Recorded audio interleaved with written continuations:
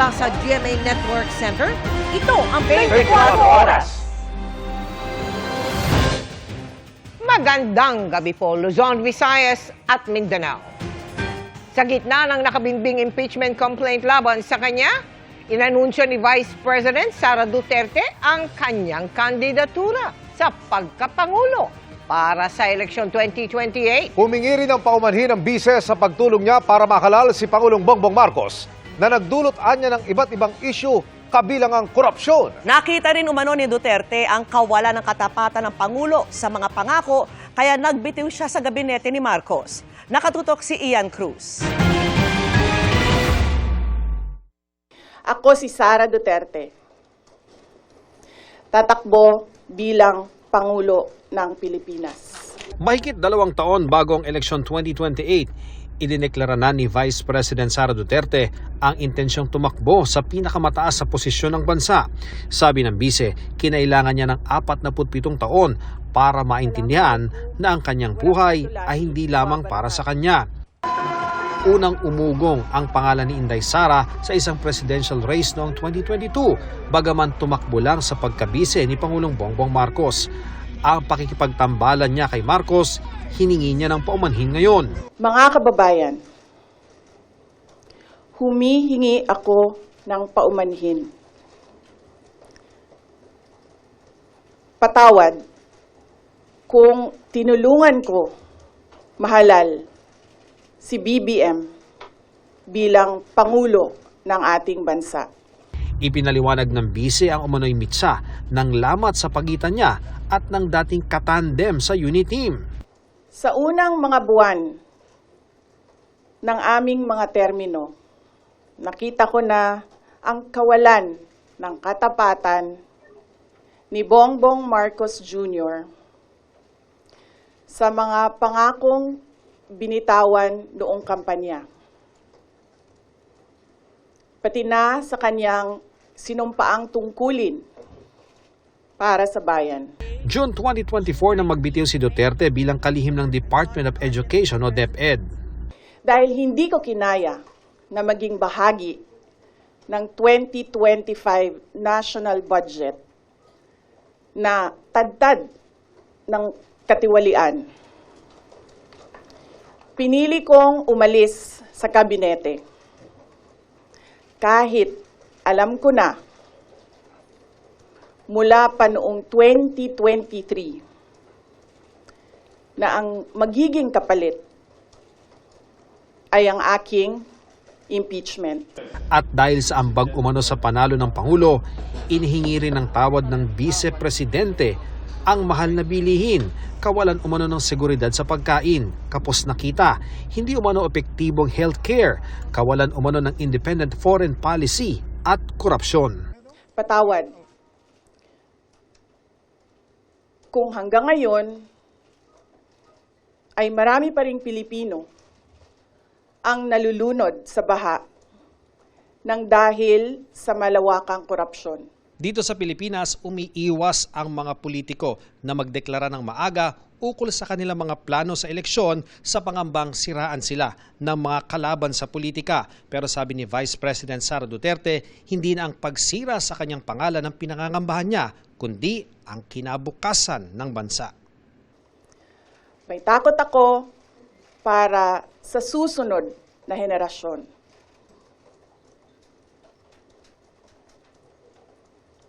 May takot ako para sa mga kababayan nating walang bahay sa ibang bansa.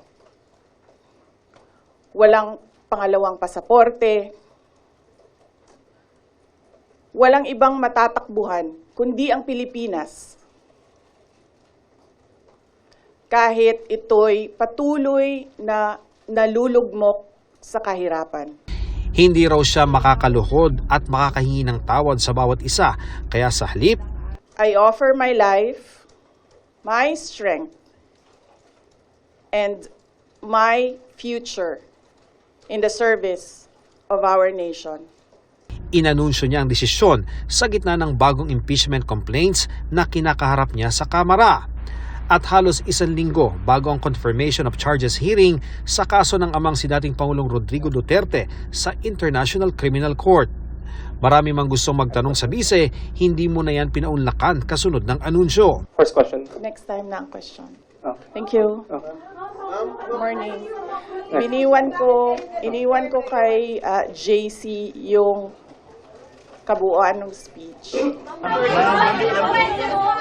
Para sa GMA Integrated News, Ian Cruz nakatutok, 24 oras. Tugon naman ng Malacanang. Mas maraming isyong dapat ihingi ng tawad si Vice President Sara Duterte. Pinayuhan din ito ang publiko na suriin kung ang iboboto sa 2028 ay Manchurian candidate o puppet ng dayuhan. Maikli naman ang mismong reaksyon ng Pangulo. Nakatutok si Ivan Mayrina. Good luck. Ito ang maiksing sagot na Malacanang nang hinga ng reaksyon sa pagdeklara ni Vice President Sara Duterte. Natatakbo siya sa pagkapangulo sa 2028. Yan din daw mismo sabi ng Pangulo nang marinig ang plano ng bise. Can you describe to us how he said that? Ito po ba ay may good luck po kasi na sincere, may good luck na sarcastic?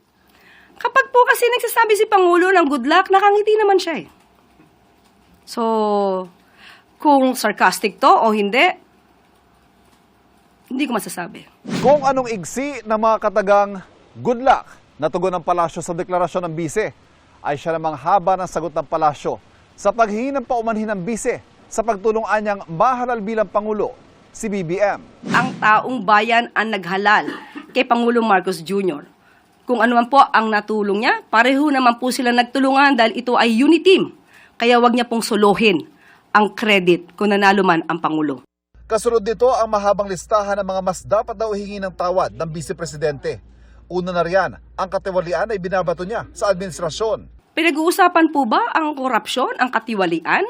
Siguro po dapat mauna muna na ihingi niya ng tawad kung ano man ang mga issue ng korupsyon at katiwalian at di umanong paglulustay ng confidential funds ng kanyang dalawang opisina at the time, OVP at ng DepEd. Dapat din daw humingi ng tawad ang bise para sa mga extrajudicial killings, sa pagbabanta sa buhay ng Pangulo, sa pagpapakalat ng fake news, sa palpak daw na pamamalakad sa DepEd at ang paninira raw sa administrasyon. Sinagot din ng palasyo ang mga banat ng bise na lubog sa bahang bansa, bagay na nangyari rin naman daw nung panahon ng kanyang ama. May komento rin ng palasyo sa mga nagsasabing ang anunsyong ito ay hakbang para protektahan ang sarili mula sa inihaing impeachment complaint laban sa kanya. Hindi po basta-basta ito dapat mahadlangan ng anumang pagreklamo laban sa kanya. Isa siya na maituturing na politician. Politician na ang iniisip ay ang susunod na eleksyon. Ang iniisip ay yung pansarili na interes. Ngayong may deklarado ng kandidato sa pagkapangulo sa 2028 na pag-uusapan kung sino magiging manok ng administrasyon at kung handa ba silang makipag-alyansa sa ibang mga partido para lumaban kay VP Sara. Hindi pa raw yan ang pag-uusapan sa ngayon ayon sa palasyo. Pero ngayon pa lang, may panawagan na sa pagpili ng iboboto sa 2028. Depende na po sa tao kung paano nilang susuriin ang mga kandidato. Isipin po nila ang kandidato at magiging leader ay dapat na makabayan. Dapat interes ng bayan ang sinusulong. At maging cautious tayo, maging mapanuri kung isang Manchurian candidate ba ang maiboboto nyo. Ang Manchurian candidate, katagang sumikat sa libro at mga pelikula bilang tawag sa isang politiko na may agendang mapaminsala sa kanyang sariling bansa dahil pasikretong kinokontrol at nagsisilbing puppet ng isang kalabang bansa. Para sa GMA Integrated News, Ivan Mayrina nakatutok, 24 oras. Tingin naman ng ilang mga mambabatas, kalkulado ang timing ng anunsyo ng bise para mapigilan ang pag-usad ng kinakaharap niyang mga impeachment complaint. Nakatutok si Mariz Umali.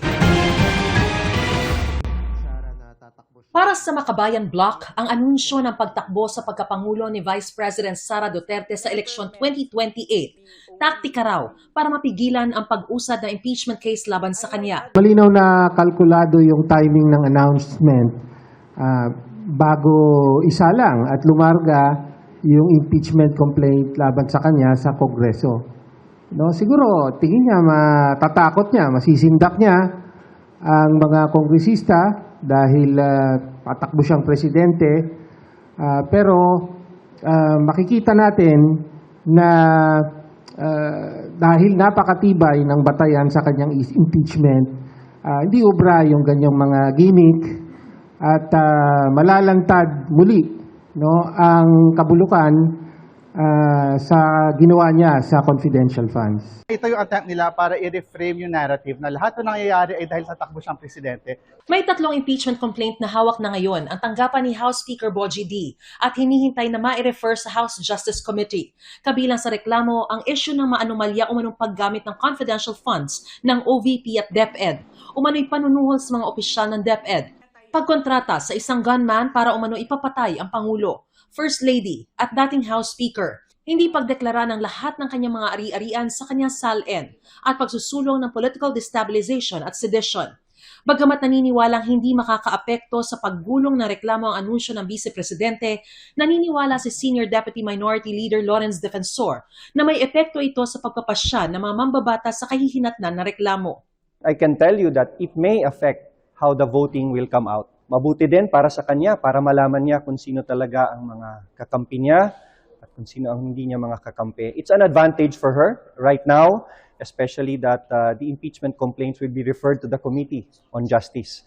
Kaya hamon ni Gabriela Party List Representative Sara Elago sa mga kapwa mambabatas, ipakita nila yung kanilang pagiging tapat dun sa sinumpaang tungkulin na magsilbi sa interes ng taong bayan at hindi yung mga pansariling interes. Sabi naman ni ML Party List Representative Laila De Lima, hindi na siya nagulat sa anunsyo ng Vice Presidente. Pero dapat ay panagutan daw muna niya ang mga paratang sa kanya. Karapatan naman niyang magdeklara kahit napakaaga. Tulad ng karapatan din ng mga Pilipino na singilin siya sa mga seryosong alegasyon ng katiwalian at paglabag sa batas na panawagan na po natin noong 2024 pa. Mas magandang harapin at sagutin muna niya ang mga ito bago ang ambisyon na maging Pangulo ng Pilipinas. Pero may hirit si Senior Deputy Minority Leader Representative Edgar Erice. Kapag kinonvict si VP Sara, magagalit yung kanyang supporters, which is about 30+% ngayon, baka mag-gather pa ng public sympathy, baka kahit sinong Duterte ang lumaban, manalo. May hanggang March 2 si House Speaker Bogie D para maisama sa order of business ng House Plenary ang mga impeachment complaints laban kay Vice President Sara Duterte. Pagtitiyak naman ni Defensor, walang magiging delay sa pag-refer nito sa House Committee on Justice bilang patunay na walang magiging bias ang Committee on Rules. Para sa GMA Integrated News, Mariz Umali nakatutok, 24 oras. Samantala mga kapuso, update tayo sa natagpuang chop-chop na labi na hinaluan ng kimchi sa drum. Hawak na ng pulisya ang nakontrata umano ng van para idispatcha ang bangkay. Tinutugis naman ng Chino na nakulikam na naglabas ng drum mula sa isang kondo sa Pasay City. Nakatutok si Chino Gaston. Nakuhanan sa CCTV ng isang kondominium sa Pasay ang lalaking ito na nagtutulak ng isang trolley na may asul na plastic drum. Ang lalaki, kinilala ng mga pulis bilang isang Chinese national. Tila mabigat ang dala niyang drum dahil nagpatulong pa ito sa security guard ng kondo para maisakay sa elevator ang trolley. Sa loob ng elevator, kitang nagpupunas pa ng pawis ang lalaki. Sa ibaba ng kondo naghihintay ang isang puting van. Ang mga video kuha dakong alas 5:30 ng hapon nitong linggo, February 15. Noong gabi ring yun, nadiskubre ang isang drum na may lamang putol-putol na labi ng isang tao sa Maynila na hinaluan ng sauce ng kimchi. Sabi ng isang mangangalakal, ibinenta raw sa kanya ang drum ng isang lalaking sakay ng van sa paniwalang mga bote ang laman nito.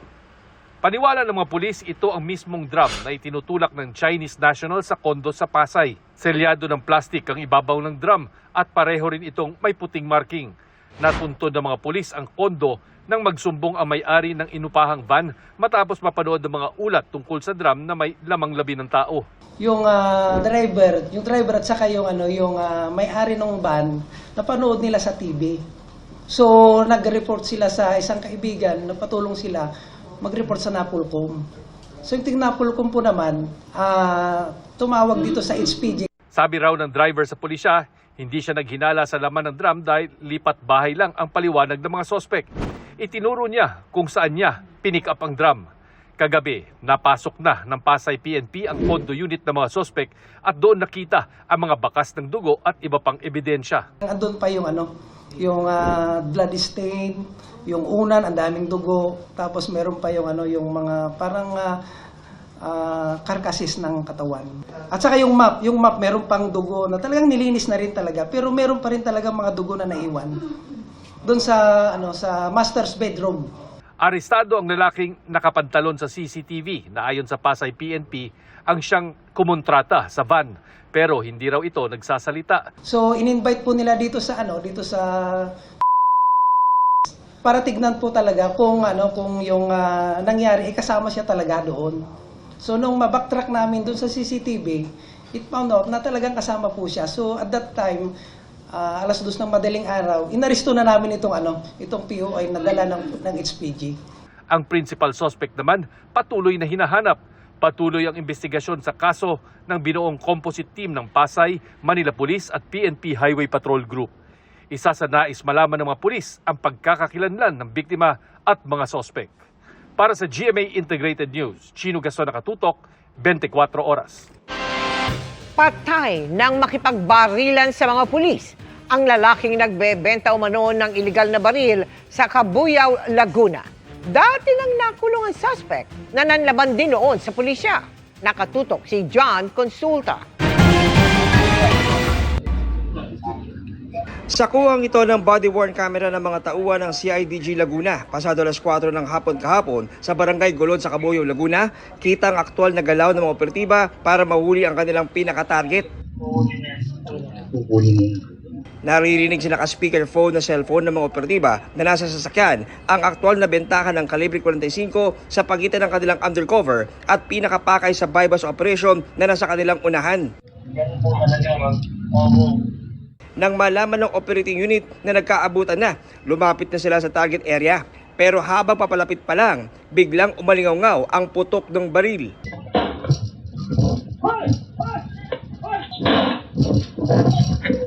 Nagkaroon talaga ng transaksyon between sa ating pulis na nagpanggap na posture buyer at dito sa ating suspect.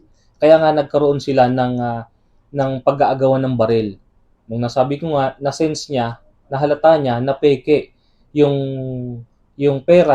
Sa CCTV video na ito ng Barangay Golod, makikita ang suspect nang tumumba ito matapos tamaan ng baril. Agad sinicure ng mga pulis ang perimeter sa area para matukoy kung may iba pang kasama ang kanilang target ng operasyon. Maya-maya pa, isinakay na sa likod ng pickup ang suspect at dinala sa ospital. Pero kinalaunan, binawian din siya ng buhay. Ayon sa CIDG Laguna, ikinasa nila ang operasyon sa suspect nang malamang nagbebenta ito ng baril sa Laguna. Nakuhang records na nagkaroon din ng service of warrant of arrest sa kanya for the crime of robbery with use of force upon things noong 2014 kung saan nagresulta rin sa armed encounter. Sinisika pa namin makuha ang panig ng mga kaanak ng napatay na lalaki. Para sa GMA Integrated News, John Consulta, nakatutok, 24 oras. Ipasusubasta ng National Food Authority ang mga bigas na 3 buwang pataas ng nakaimbak sa kanilang bodega. Bagaman luma, ligtas ang mga itong kainin ayon po yan sa NFA. Nakatutok si Bernadette Reyes. Libo-libong sako ng NFA rice sa Valenzuela ang ipasusubasta na sa mga retailer, dealers at wholesaler ng bigas. Hindi ito mga bagong stock at iba't iba ang presyo, depende sa kung gaano kaluma o kung anong kalidad. Itong bigas na 13 buwan na mula ng magiling, hindi nalalayo ang itsura at kulay sa bigas na 3 buwan o pababa. Pero itong 9 na buwang bigas, manilaw-nilaw. Meron talagang pagkakaiba sa rice-producing regions na medyo maganda ang mga variety na tinatanim, like Region 3, no? Mas maganda ang kalidad ng bigas dyan. Sa darating na Biyernes, February 20, magsisimula ng auction proper para sa 750,000 na sako ng NFA rice. Depende kung gaano nakatanda ang bigas, maaaring may pagkakaiba sa kalidad at presyo nito. Pero ayon sa NFA, lahat daw ay masasabing fit for human consumption. Ayon sa NFA, tungkulin nilang ipasubasta yan. Siyempre, dahil gusto rin nating lumuwag ang bodega ng NFA at malapit na ang peak season ng harvest sa Marso, no? So, tapos yun, makapag-generate ng revenue. Katumbas ng 1.5 milyon na sako ng palay ang maaaring mabili ng NFA sa harvest season dahil sa pagluwag ng mga bodega. Mahigit 900 million pesos naman ang inaasahang dagdag pondo mula sa napagbentahan ng pasubasta. Hindi makakabili ang mga ordinaryong consumer pero makikinabang sila kung ibebenta ng mura ng mga rice trader ang mga bigas. Malaking tulong lalo't 40 hanggang 54 pesos ang kilo ng local well-milled rice. Nakakaunti ang supply sa ilang pwesto tulad sa Marikina Public Market. Local rice, actually medyo nagtaas tsaka mahirap kumuha ngayon. Ayun ang problema ngayon. Kulang yung budget, kaya yung medyo mura na lang muna. Para sa GMA Integrated News, Bernadette Reyes, nakatutok 24 oras. Happy midweek, chikahan mga kapuso! Filled with colors and lots of fun, ang Hamaka Festival sa garment capital ng bansa, ang Taytay Rizal. Mas pinaningning pa yan ng Kapuso Stars na nakisaya at nag-perform sa pista. Narito ang report ni Diane Lociliano ng GMA Regional TV. Napuno ng hiyawan ang taunang Hamaka Festival na nagbibigay pugay sa garment industry ng Taytay Rizal na kilala bilang garments capital ng bansa. Ang Hamaka ay mula sa salitang hamba, makina at kabuhayan. Ang hamba para sa woodworks, ang makina na sumisimbolo sa masiglang garments industry, at ang kabuhayan na kumakatawan sa hanap buhay ng mga residente. Bukod sa musika, fashion shows, talent at beauty competitions, at sports activities, mas naging unforgettable ang pista dahil sa pagbisita at pakikisaya ng mga Kapuso Star. Kabilang ang cast ng House of Lies na sina Chris Bernal, Mike Tan, Martin Del Rosario, at Kokoy De Santos na nakipagkulitan pa sa masayang Truth or Lie Challenge. Siyempre, hindi mawawala ang kani-kanilang electrifying performances. Bukod sa cast ng House of Lies, all-out din ang performances ng Kapuso PBB Collab 2.0 ex-housemates na sina Waynona Collins at Lee Victor. Inabangan din doon si Kapuso Ultimate Heartthrob at all-out Sunday star Miguel Tan Felix. Sobrang nag-enjoy ako sa performance ko. Sana nag-enjoy din kayo. Grabe, ang mga Taytayenyo, every time pumupunta ako dito, parang hindi sila nagsasawa sa akin. Ang lakas pa rin ng hiyawan, tapos yung energy nila. Tapos very approachable kasi maghatak lang ako ng audience, andyan na agad. Tapos parang wala, lahat lang sila nakangiti sa'yo. Mula sa GMA Regional TV at GMA Integrated News, Diane Lociliano, nakatutok 24 oras. Babala po mga kapuso, sensitibo ang sunod naming iuulat. Patay ng gilitan sa leeg ng kanilang ina ang magkapatid na 3 taong gulang at 7 buwang sanggol sa Davao de Oro. Ang suspect, pinagtangkaan din ang kanyang sariling buhay. Nakatutok si John D. Esteban ng GMA Regional TV. Ito ang kalunos-lunos na sinapit ng 3 taong gulang na batang lalaki at kapatid niyang 7 buwang gulang sa bayan ng Nabunturan, Davao de Oro. Ang sospek, mismong ina ng mga bata. Sa imbestigasyon ng kapulisan, nakita na lang sila ng lolo ng mga bata dakong 6:00 ng umaga kahapon. Ang mga bata, ginilitan ng kanilang ina na nagsaksak naman ng sarili pagkatapos. Nakitaan no, sa usa ka lolo ang iyahang anak ug ang iyahang duha ka apo nga nagbuy-od na dito sulod sa ilang kwarto. Tungod sa panghitabo, iyahang hakwat no ang iyahang anak katong inahan sa duha ka bata kay buhi pa man og nangutana kini nga kinsa may nagbuhat ni ini sa inyuha o ikaw ba ang nagbuhat ni ini. So pwede man siya ka istorya kay naapod siya samad no dinunggaban dinhi sa iyahang liog. So mao to nga ningtando na lang siya. Ayon sa lolo ng mga bata, nagtalo umano ang sospek at ang ka-live-in niya na ama ng mga bata bago ang krimen. Nilakaw man ang amahan sa mga bata anang gabi-una, maning biyahe na kay biyahidor man ang amahan. So mauna to ang hinungdan no nga nag-away sila and then found out na pagkabuntag nga mauna to ang nahitabo. Akong anak kursoso ako yung pagkutaan ng sekreto. Na, nag-away mo. So, wala man pa. Nagbili mo ganito po kwarta, mga pinansyal niya, nag-grocery, ganito. Sa istorya pa pag-abot sa hospital, ingon siya nga, di pangutanan nila kay na may close niya nga igagaw. Anong nabuhat man to nimo atiin? Ingon siya nga, ako, anong ipatay man nimo?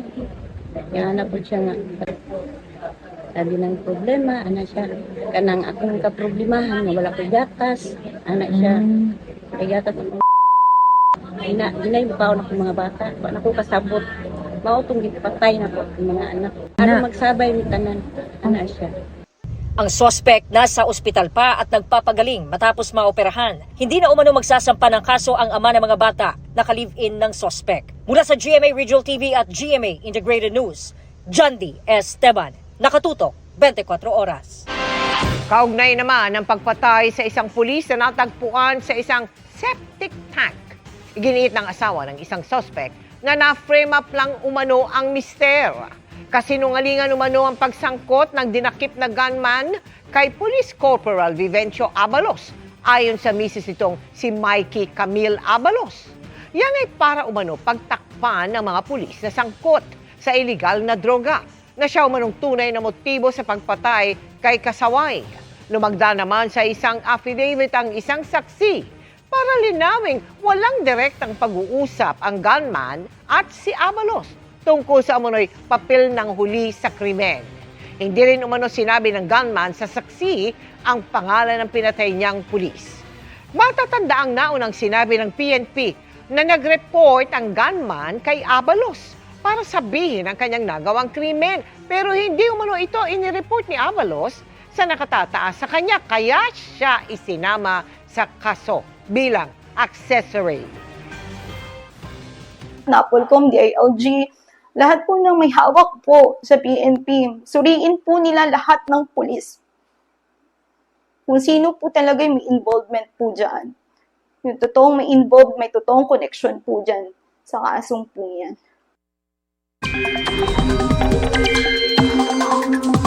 Mga kapuso, sa mga nakamiss sa lamig ng panahon, unti-unti na naman niyang mararamdaman dahil sa panibagong surge o yung bugso ng hanging amihan.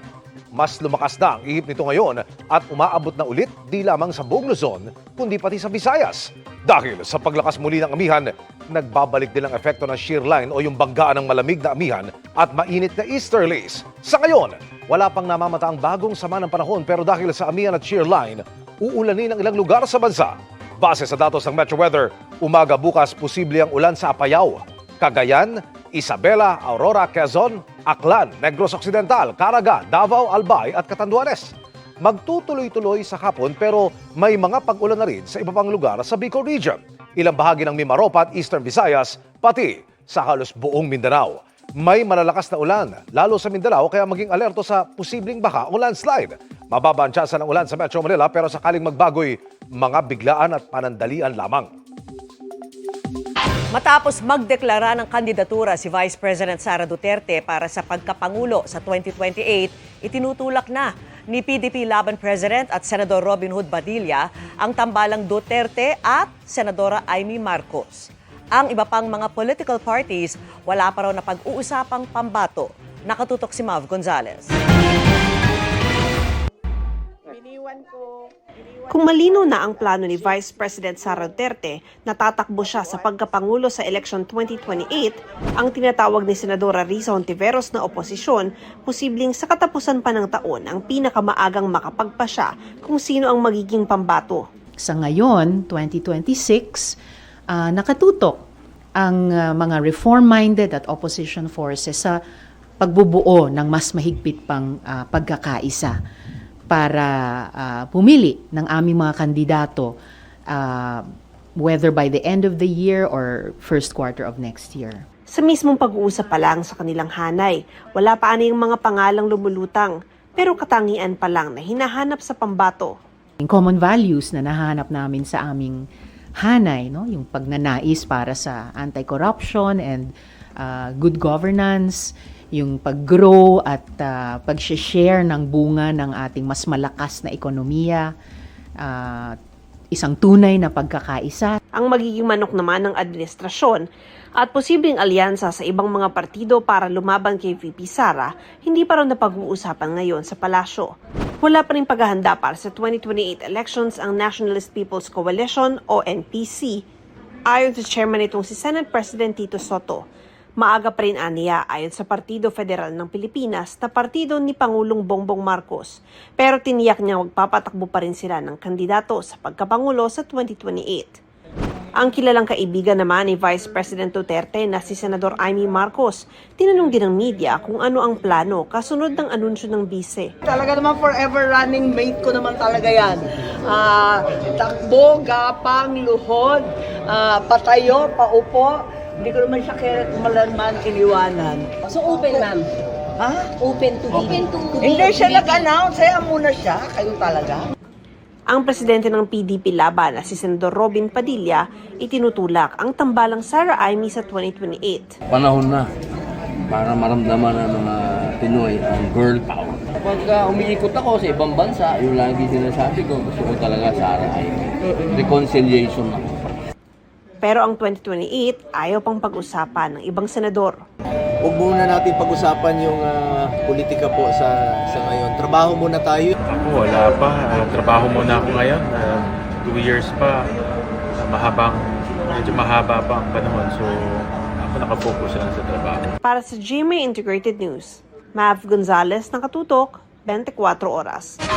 Hawak na ng militar ang umano'y wanted na rebelde na sangkot sa pag-atake sa ilang base ng militar at pulisya.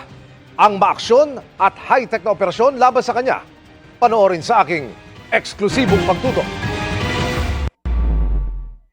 Nagpalipad ng drone na may kamera ang militar para live na ma-monitor ang operasyon nito laban sa isang leader ng New People's Army na nagtatago umano sa isang barangay sa San Pedro, Laguna. Kita sa drone video ang pagpasok sa eskinita ng nakasibilyang mga sundalo. Maya-maya, maririnig na ang tinig ng drone operator habang binabatuhan ito ng instruction sa radyo ang mga sundalo on the ground. Sa likod, sa taas. Sa likod, bisan, pababa na, sa green na bahay, pababa. Nakalusot ang suspect ng unang ma-penetrate ng mga sundalo ang target area. Nagtatako, nakaupo sa right side. Katabi siya ng yero na pader. Pero hindi nagtagal. Positive ID. Nice one, good job. Snappy, master, snappy. Nadakip din ng militar. Asan yung baril mong 9mm? Si Kabem. Ayon sa militar, wanted ang umano'y rebelde dahil sa pagkakasangkot umano nito sa mga pag-atake sa mga base ng militar at pulisya sa Bicol at Southern Tagalog. Naglaylo siya doon sa kanilang grupo sa Sorsogon para sana ay magtago. Subalit may mga impormasyon tayong nakalap at sa pakikipag-ugnayan sa ibang ahensya ay natuntun natin ang kanilang kinaroroonan at nahuli natin siya. Halos kasabay ng pagkakahuli kay Kabem. Napasuko na rin ng militar sa Labo, Camarines Norte ang mag-asawang sina alias Pots at alias Sab. Para patunayan yung sinseridad ng kanilang pagsuko ay dinala rin nila yung pinakamataas na kalibre ng armas sa kanilang inventory. Yung dalawang machine gun, isang M60 light machine gun at isang 30 caliber machine gun. Commanding officer umano ng Kilusan si alias Pots na responsable umano sa mga combat operation, habang ang misis na si Sab, propagandista umano ng pangkat at recruiter ng mga nais na sumapi sa Kilusan. Patuloy naming sinisikap na makuha ng panig ang nadakip na rebelde, gayon din ang mag-asawang sumuko sa mga sundalo. Para sa GMA Integrated News, Emil Sumangil, nakatutok 24 oras. Kapapasok lang po na balita, sinampahan ng ika-4 na impeachment complaint si Vice President Sara Duterte. Inihain ito ng isang attorney Nathaniel Cabrera sa Office of the House Secretary General. Inendorso ito ni Manila 6th District Representative Benny Abante at ni House Deputy Speaker Paulo Ortega.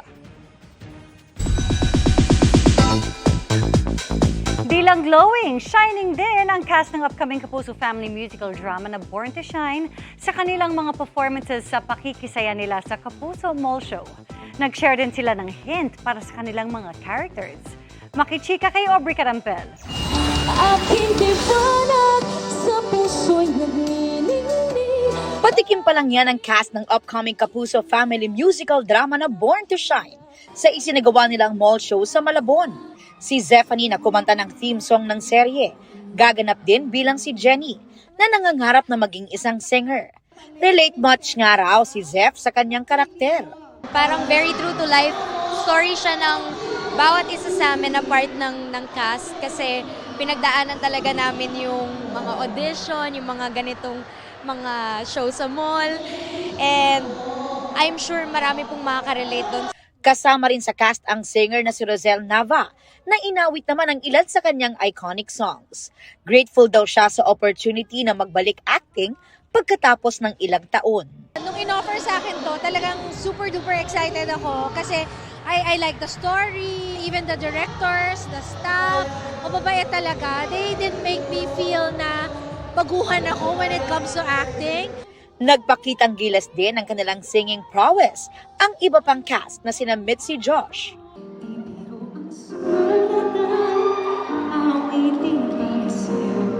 at Gea Mesha. Na tulad daw ni Zeph, ay relate rin sa kwento ng Born to Shine. Parang nagko-flashback lahat sa akin yung memories before ako maging artist. And yun, parang it's a full circle moment.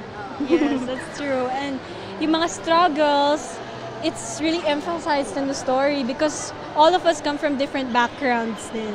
And that's something to look out for din. May mga solo numbers din sina Chloe Redondo, Angelica Santiago, Alia de Gracia, at Olive May na first time daw gaganap as kontrabida. Sa serye, dapat daw abangan ang kanilang girl group na Nixie na nagsample na ng kanilang original song. Super excited po ako. At the same time, kinakabahan po ako kasi in real life, hindi pa ako ganun. At the next super opposite ng character ko. Kasama rin sa cast si Migs Cuaderno na napalaban din sa kantahan. It's something new and something exciting for the fans of P-pop group and music and drama, of course. Extra special ang event dahil kinantahan pa ng birthday song ng kanyang co-stars, si Zephanie. Aubrey Carampel, updated sa Showbiz Happenings. Nakadepende sa desisyon ng Korte Suprema ang magiging hakbang ng Justice Department. Kasunod ang paglabas ng ICC ng dokumentong nagpangalan sa mga umano'y co-perpetrator ni dating Pangulong Rodrigo Duterte sa drug war. Nakatutok si Sandra Aguinaldo. Matapos ilabas ng International Criminal Court o ICC ang pangalan ng mga co-perpetrators o kasabwat ni dating Pangulong Rodrigo Duterte sa kasong Crimes Against Humanity, palaisipan kung tulad ng pag-aresto noon kay Duterte, maaaresto rin kaya ang mga kilalang co-perpetrators na kinabibilangan ng dalawang kasalukuyang senador, isang dating cabinet official at mga dating matataas na opisyal ng pulisya at National Bureau of Investigation. Ayon sa Department of Justice, dahil may kaso ngayon sa Korte Suprema na kumukwestiyon sa legalidad ng pagkaaresto kay dating Pangulong Rodrigo Duterte, hihintayin nila ang desisyon ng kataas-taasang hukuman. Pero binanggit din ng DOJ na mayroong tinatawag na executive prerogative o otoridad ng ehekutibo na pinamumunuan ng Pangulo. Meron po tayong batas either through extradition or surrender. Ito pong matter na to ay executive prerogative. Kunwari, may warrant na po. Executive prerogative po to either file for extradition, assuming na merong extradition treaty, and lastly, to surrender or in the alternative to surrender the individual. Yun po yung kapangyarihan ng Estado. Makikita po natin yan sa ilalim ng batas. The DOJ takes the position that it would be prudent to wait the resolution of the Supreme Court. Ayon pa sa DOJ, meron ding responsibilidad ang Pilipinas sa international community. If we do not comply, then intindihin po natin kasi na if the Philippines being part of a community of nations, if we do not comply with this obligation, sa mga pagkakataon po kunwari na tayo naman po humingi ng tulong sa Interpol, hindi po tayo ganun kadali pagbibigyan. Primary consideration here is our deference to the Supreme Court. Ito ang ginamit na basehan ng gobyerno sa pag-aresto noon kay Duterte sa bisa ng hiling ng Interpol. Pero kinuwestiyon niyan sa Supreme Court ng mga anak at taga-suporta ni Duterte. Illegal umano at walang due process ang sabilitan umanong pagkuha kay Duterte at pag-surrender sa kanya sa ICC. Wala umanong naipakitang official and sealed copy ng warrant of arrest mula sa ICC ang mga opisyal ng gobyerno. Wala rin umano itong access sa legal counsel noong panahon na yun. Sinabi naman ng Office of the Solicitor General sa memorandum nito sa Supreme Court nitong Enero na inirespeto ng gobyerno ang karapatan ni Duterte sa buong proseso ng pag-aresto at pag-surrender dito. Sabi naman ni Attorney Michael Tiu ng UP College of Law, nakasaad din daw sa batas na maaaring isurrender ng gobyerno ang isang akusado sa international court o sa ibang bansa alinsunod sa extradition laws at treaties. Merong provision na nasa prerogatiba ng Estado na mag-surrender ng tao kapag itong taong ito ay iniimbestigahan na or meron ng kaso sa ibang jurisdiction or or sa ICC. Ang Pilipinas sinasabi niya, o pwede namin itong gamitin to surrender, which I agree, no? Pwede. Pero ang tanong pa rin ay, ibig ba sabihin yan, dire-diretso na lang yan, na kukunin mo kung saan mo matatagpuan yung tao tapos ililipat mo na? Normally kasi, meron, no, na may proseso kasi may due process protections tayo bilang mga citizen ng Pilipinas. Para sa GMA Integrated News, Sandra Aguinaldo, nakatutok, 24 oras.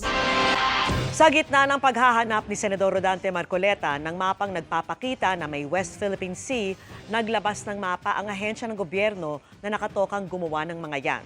Pati mga coordinate na hinahanap ni Marcoleta na ipasa na sa isang international body noon pang 2009. Nakatutok si Joseph Morong. Hinanap muli ni Senador Rodante Marcoleta ang mapang nagpapakita ng West Philippine Sea na tatanggapin ng buong mundo.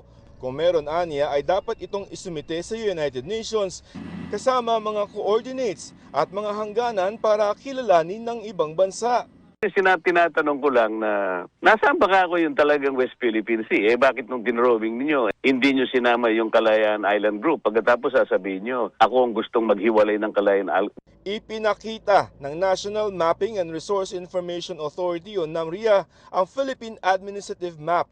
Dito nakasulat sa katubigan sa silangan ng bansa ang pangalang West Philippine Sea. Nasa silangan naman ng Palawan ang Kalayaan Group of Islands, kung nasaan ang Pag-asa Island kung saan nakilala ko ang ilan sa mga 500 residente ng isla. Sabi ng NAMRIA, taong 2012 pa formal na ginagamit ng Pilipinas ang pangalang West Philippine Sea sa lahat ng publikasyon ng gobyerno. Nakalagay din ito sa lahat ng mga opisyal na mapa at charts ng gobyerno. Kabilang dyan ang mga nautical charts na ginagamit sa pagpapalaot na ayon sa NAMRIA ay nakasumite sa mga international technical bodies tulad ng International Hydrographic Organization o IHO. Katunayan, 2009 pa yan na isumite sa IHO ayon kay Senator Francis Tolentino, pangunahing may akda ng Philippine Maritime Zones Law at Philippine Archipelagic Sea Lanes Law. Laman-aniyan niya ng mga coordinates at hindi kailangan may nakarehistrong West Philippine Sea. There is no such thing as registry of seas. Walang listahan, walang talaan ng dagat. IHO has never been mentioned by UNCLOS. Wala. IHO is just a technical support organization. Ang nire-register natin ay yung coordinates or charts. Nagawa na natin yon noong 2009. Kaya, sorry, nalito ka rin. Malilito talaga tayo kung ulit-ulitin yan. Sabi pa nga ni retired Supreme Court Associate Justice Antonio Carpio, hindi nakadepende sa isang mapa ang karapatan sa West Philippine Sea. It has to be corrected. We have to clarify that. Mapa is just an administrative requirement. Hindi yan essential to our right, to our sovereign right. At ang paulit-ulit na pagkwestiyon sa West Philippine Sea tila paraan lamang umano para guluhin ang utak ng publiko. We have won the lawfare. Law warfare, panalo tayo. Nabatas natin, sangayon sa UNCLOS, dahil tayo sa arbitral ruling. Dito tayo ngayon, ginigiba doon sa sinasabi mo, doon sa misinformation. The Chinese government is intensifying their counteraction to counter our information campaign, amplifying our legal victory in 2016. At dahil atin ang Pag-asa Island, tuloy ang plano sa pagpapaunlad nito. Ang Pangulo naman pinatututukan sa Department of Public Works and Highways o DPWH ang mga proyektong pang-infrastruktura sa Kalayaan. Nakausap ko mismo si Sec Vince at inutusan po talaga sila ng Pangulo. Sila po ay magmumungkahi na gumawa doon ng port at ng airway. Para sa GMA Integrated News, Joseph Morong, nakatutok 24 oras.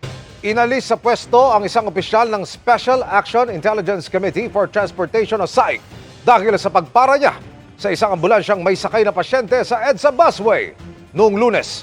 Sa gitna ng operasyon kontra mga ambulansyang hindi otorisadong dumaan sa EDSA busway, pinara ni SAIC Special Operations Group Head Rayson De La Torre ang isang ambulansyang may sakay na pasyenteng magpapacheck up lamang at hindi naman daw isang emergency case. Pinayagan din naman ang naturang ambulansya na dumaan sa busway matapos itong ma-flag down. Paglilinaw ni Transportation Secretary Banoy Lopez, pinapayagan ng mga on-duty na ambulansya na gumamit ng EDSA busway anuman ang kondisyon ng sakay nitong pasyente. Pagtitiyak ng DOTR sa publiko, nagsasagawa ito ng mga akbang upang masigurong maipapatupad ang kanilang mga pulisya ng may konsiderasyon at ang kaligtasan ng mamamayan ang kanilang pangunahing prioridad. Kinilala ang husay ni Kapuso multi-awarded broadcast journalist Jessica Soho sa People of the Year 2026 ng People Asia Magazine. Kabilang si Soho sa 12 pinarangalan para sa kani-kanilang larangan at advokasya. Kinilala ang galing, tapang at dedikasyon ni Soho sa paghimay at pagkikwento sa mga napapanahon at pinakamalalaking issue sa lipunan sa pamamagitan ng kanyang mga award-winning show sa GMA Network. Ayon kay Soho, nakadagdag ito sa hamon at responsibilidad pero patuloy na pagbubutihin ang trabaho bilang isang mamamahayag. With all of this, recognition, parang nadadagdagan din yung responsibilidad ko. So, but I'm happy to receive it. It's a very special award. Marami pa tayong dapat ibunyag siguro at nag-aantay pa rin ang taong bayan ng mga sagot sa napakaraming mga tanong nila sa mga nangyayari. Kasi humihirap ang buhay pero parang dumadami rin yung mga kurakot. Sa Dubai Tennis Championships, pinataob ni Pinay tennis superstar Alex Ayala ang world number 8 na si Jasmine Paolini sa round of 32.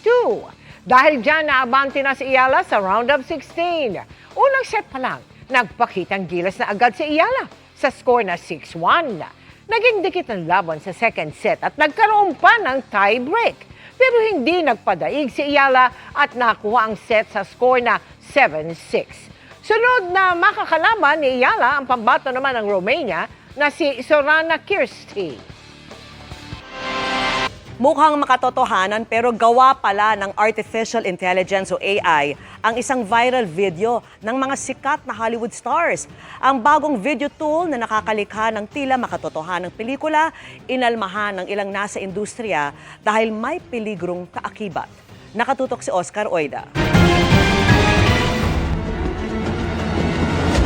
Ginulat ka rin ba ng video na ito?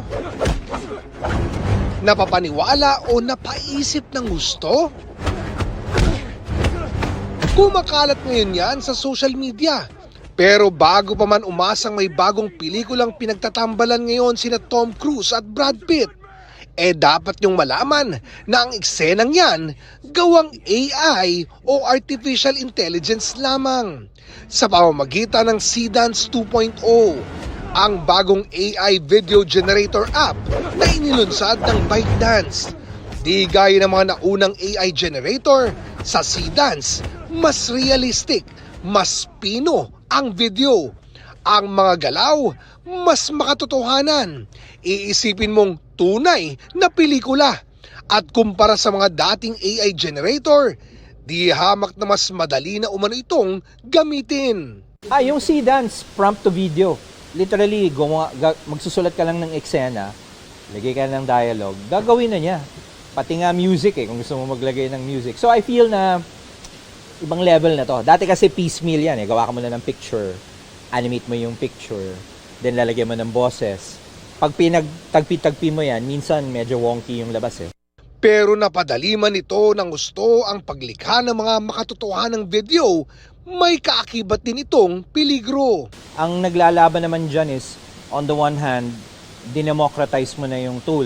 Anyone can use it. Pero that's also where the risk is. Kasi since kahit sino na lang pwede gumawa and the effort is pretty low, mataas din yung chance na people will use it for many things like fraud, identity theft, politics. Yan yung kinakatakutan ng mga tao. Just like any digital media or creative tool, mahirap na rin siya ma-detect.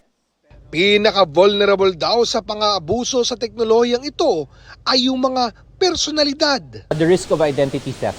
Kunyari gamitin sila sa mga scams. And this has happened to journalists, for example, or actors na biglang may ni-endorse na silang product na hindi nila alam. Ang Walt Disney Company nga, nagpadala na ng cease and desist letter laban sa ByteDance, kaugnay sa kanilang AI video tool na C-Dance 2.0. Sa ulat ng Reuters, inaakusahan ng Disney ang kumpanya na gumamit ng mga copyrighted na karakter mula sa mga franchise tulad ng Star Wars at Marvel Cinematic Universe nang walang pahintulot. Samantala, sinabi ng ByteDance sa BBC na palalakasin nila ang mga safeguard upang maiwasan ang hindi otorisadong paggamit ng mga karakter at anyo ng mga sikat na personalidad sa kanilang AI video tool na C-Dance 2.0. Ang tanong, may paraan ba para ma-regulate ang mga ganitong klase ng tool? Ang nagiging parang solution ng government is to ban or to block. Which is delikado rin, no? Kasi if you're banning and blocking, number one, pinapenalize mo yung mga users na benign because of a few people na who are using it for bad things, no?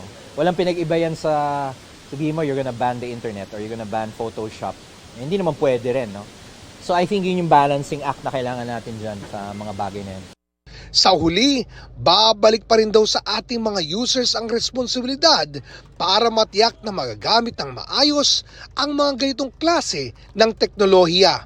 Yung konteksto pa rin, nagpapatawa ka lang ba talaga or meron kang pinalalabas? And again, that is beyond a matter of opinion, beyond a certain level, ano ka na, propagandist ka na, diyan ka mag-iingat. The moment you start using mga Hollywood actors, mga journalist, artista, even if it's for fun, lalo na politicians, I think we should be very careful about that.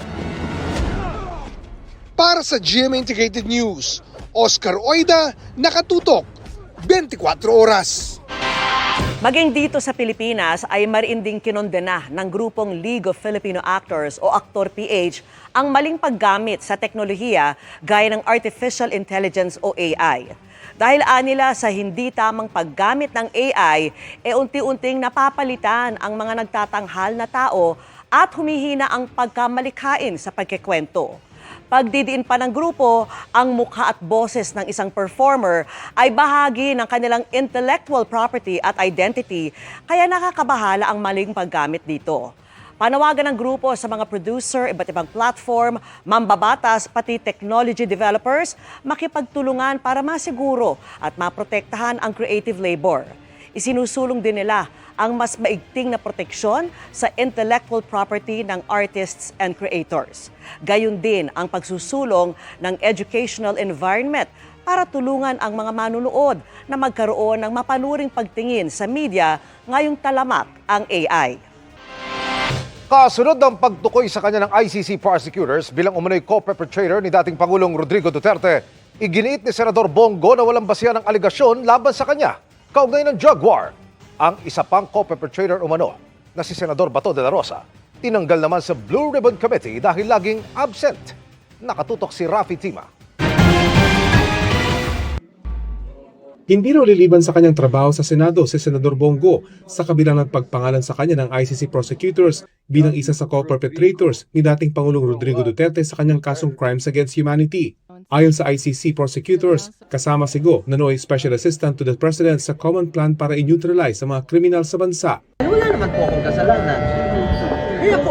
Kaya po ako naririto ngayon.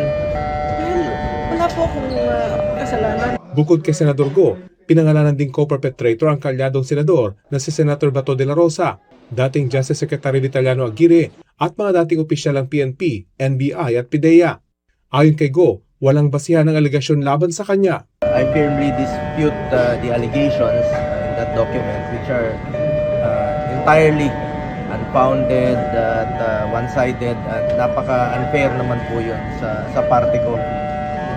Alam naman po ng ating mga kababayan ang aking naging trabaho.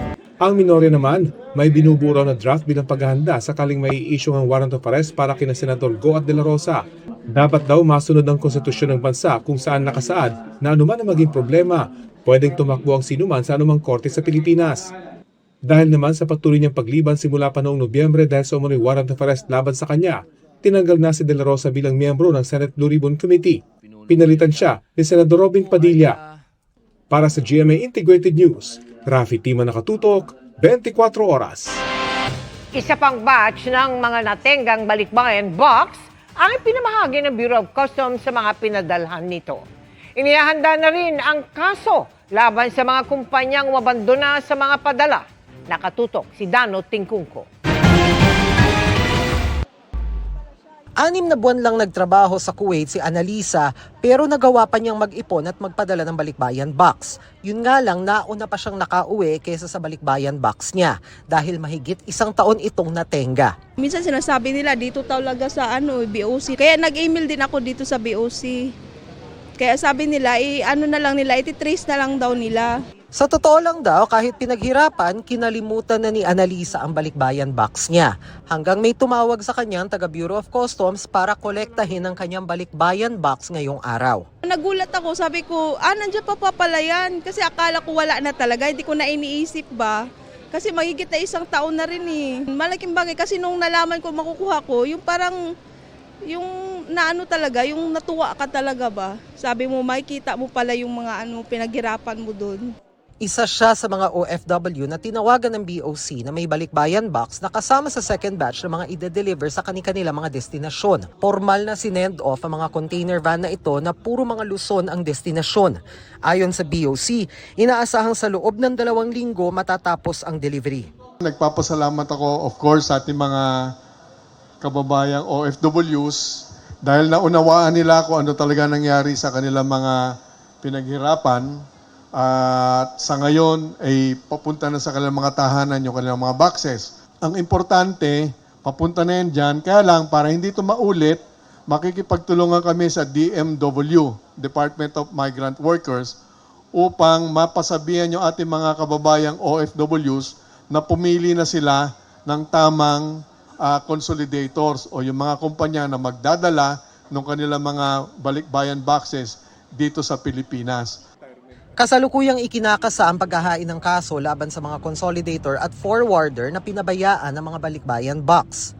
Pinasasampa kong kaso dyan, large-scale estafa. At least dun sa locally registered deconsolidators. Sa tulong ng National Bureau of Investigation, hahanapin namin ng dugtong na pananagutan yung mga consolidators na nasa abroad. Ang gagamitin namin dyan ay yung anti-cybercrime law. Para di na raw maulit na ikipag-ugnayan ng BOC sa DTI at DMW para magkaroon ng accreditation process para sa mga consolidator at forwarder. May panukala rin sa DOF na lagyan ng 2 million pesos na cash bond ang mga consolidator. Meron na rin daw balikbayan at Overseas Workers Action Centers na siyang tututok sa concerns ng mga kaanak ng mga OFW, lalo na yung mga pinapadalhan ng mga balikbayan box. Para ikaw ay ma-accredit at mapatunayang seryoso ka, magkakaroon kami ng required cash bond, 2 milyong piso. Hindi yun malaki, hindi rin maliit. Pag nagkaroon ka ng pagkakamali, doon namin kukunin yung pananagutan. Hindi naman lagi tayong pwedeng humingi ng tulong sa Pangulo. Dapat merong bond, cash bond. Para sa GMA Integrated News, Dano Tingkungko, Nakatutok, 24 Oras. Sinagot ni Customs Commissioner Ariel Nepomuceno ang ilang isyong tinalakay sa special report ng 24 Oras kagabi, kaugnay sa mga reklamo sa Bureau of Customs o BOC. Sabi ni Nepomuceno, karamihan sa mga reklamong natatanggap nila sa BOC ay may kaugnayan sa delays at procedural issues at hindi anya kaugnay sa TARA system o padulas. Tinukoy niya ang isang parte ng ulat kung saan mayroon umanong mga nagbabayad para mapabilis ang pagpasok ng mga kargamento sa port. Giit ni Nepomuceno, issue umano ito ng port congestion at hindi ng customs. Anya, bagamat nasa listahan bilang ika-10 ahensya na pinaka-inirereklamo sa Anti-Red Tape Authority. Nakatulong anya ang mga reformang ipinatutupad nila sa kawanihan. Hindi raw sila titigil hanggang mawala sa listahang ito ang customs. Kung akong tatanungin, hindi pa kami dapat maging masaya dahil nasa number 10 pa ng agencies na most complained. Pero pag binasa nyo yung mga reklamo doon, more on procedural issues yon. Ibig sabihin, hindi tungkol sa mga lagay-lagayan yon. Ano? Questions on deletion, procedural issues yon. Then may 12 doon na hindi na aksyonan dahil hindi, o 11, 12 na hindi na ipadala sa BOC ng ARTA. Pero lahat na naipadala sa BOC, na-resolve yon. At kung titingnan ninyo further, dapat matuwa tayo. Dati number 2, number 3, number 4 ang BOC. Naging number 10 eh. Kahit papano may konting improvement tayo. Nanawagan ang mga lokal na leader ng Simbahang Katolika ng maagang voters education para sa eleksyon 2028. Yan po ay paraan nila makatulong sa pagtukoy sa mga totoong naglilingkod mula sa mga namomolitika lamang. Ipinanawagan din ng Catholic Bishops Conference of the Philippines o CBCP ang pagsasabatas ng panukala kontra political dynasty at pagpapanagot sa mga nararapat. Ngayong Ash Wednesday, hinikayat din ng simbahan ang publiko na mag-digital media fasting. Kabilang dyan ang pag-iwas sa paggamit ng cellphone pagkagising at bago matulog. Payo ng CBCP, imbes na mag-social media ay magdasal, maglingkod, magbasa o makipag-usap sa iba. Tumatak bilang batang Adelina sa pulang araw at ngayon nagpapabilib palalo sa Encantadia Chronicles Sangre ang child star na si Cassie Levarias bilang Gaia. At may mas mahalagang papel pa pala ang character sa serye. Makichika kay Nelson Canlas. Mula sa hinangaang pagganap ni Cassie Levarias sa Pulang Araw noong 2024, kung saan gumanap siya bilang ang batang version ni Barbie Fortesa sa role na Adelina de la Cruz. Tia, mapapakabait na rin po ako. Ngayon, tulungan niyo sila. isang mas malaking pangarap para sa kanyang career ang natupad as she plays the role of Gaia sa top-rating GMA Prime telefantasya na Encantadia Chronicles Sangre. Sobrang saya ko po. I'm so grateful to be part of Encantadia Chronicles Sangre and of course to be Gaia. Mahalaga ang gagampanang papel ni Gaia para sa mga Sangre at para sa Encantadia. Dapat din daw abangan kung saan dadalhin ang kanyang karakter at ano ang magiging epekto nito sa mga kalaban ng mga Sangre, lalong-lalo na kay Gargan. Hanggang ngayon ay binabagabag pa rin ako ng masamang kutob na yan. Ano ang kapalaran na naghihintay sa kanya pagkatapos ng sakripisyo ni Terra? Ganda, namin pong mangyayari. Unexpected things ang mangyayari po doon sa role ko doon. Kaya abangan nyo po yun. Marami po siyang gagawin para mabuhay ulit. Tutulong po siya para po mas gumandang Encantadia. Abangan din ang kanyang pagganap sa Batang Paco, ang bagong pelikula kung saan kasama niya si comedy queen Ay de las Alas. Proud si Cassie sa kanyang role dahil nakaka-relate siya rito. Abangan niyo po yung mga scenes po ni Chada doon. She's very kind. Gagawin niya po ang lahat para po sa family niya. Nelson Canlas, updated sa Showbiz Happenings. Samantala, kaugnay naman ng ika-4 na impeachment complaint na inihain laban kay Vice President Sara Duterte. Sasagutin daw ito ng kanyang defense team sa tamang oras. Alinsunod sa mga alituntunin at sa saligang batas. Dagdag pa nila, hindi magiging katotohanan ng mga aligasyon sa pamamagitan ng sunod-sunod na paghahain ng impeachment complaint laban sa bise.